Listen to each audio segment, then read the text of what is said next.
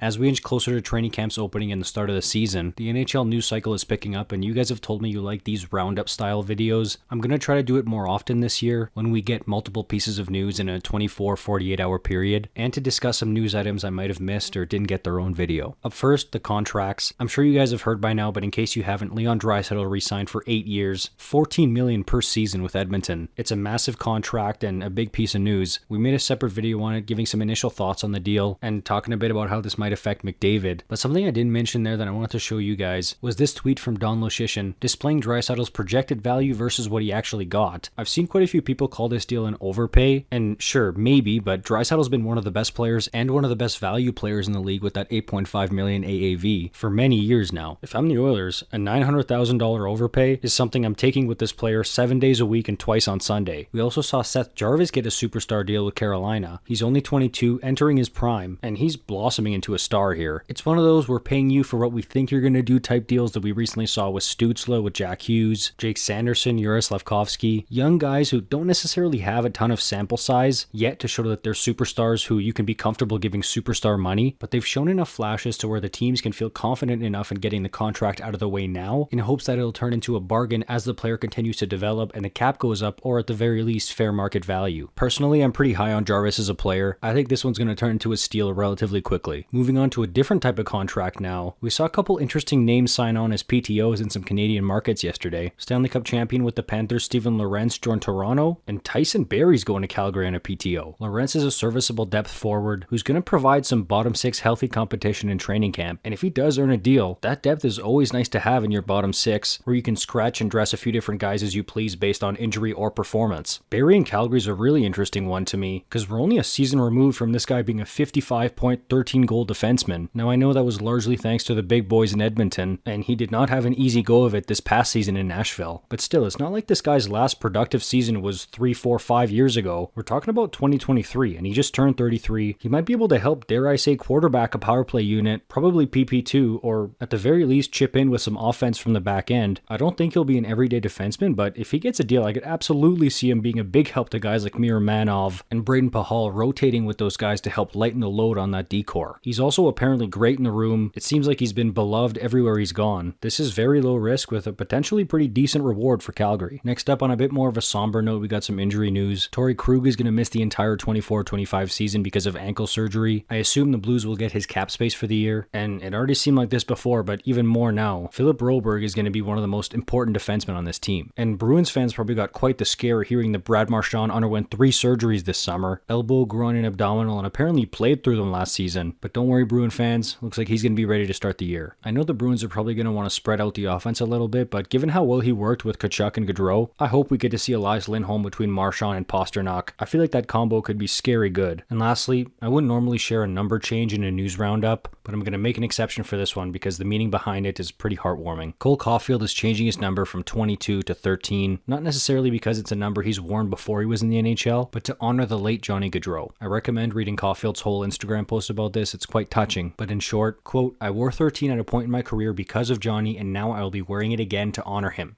He paved the way for smaller players and proved we had a future in this game at the highest level. I will forever be grateful to him for inspiring me and others. Rest in peace, Johnny Hockey." Super classy move by Cole, and I, for one, as well as many others, are hoping he has an incredible season with that number on his back. And lastly, I'm sure many of you have heard about this, but in case any of you haven't and you're in Columbus or Calgary and you'd like to pay your respects or even just watch the live stream, there will be 2 candlelight vigils tonight for Johnny and Matthew Gaudreau, one outside Nationwide Arena in Columbus at 7:30 p.m. and the other at the Saddle Dome in Calgary at 8 p.m. Mountain. If you're unable to attend but you'd still like to watch, I know the Flames are going to live stream it on all their social media channels. I haven't seen anything announced officially in that regard in Columbus, but I recommend checking their socials throughout the day to see if they're going to host one as well. Thanks for watching. I'll see you in the next one.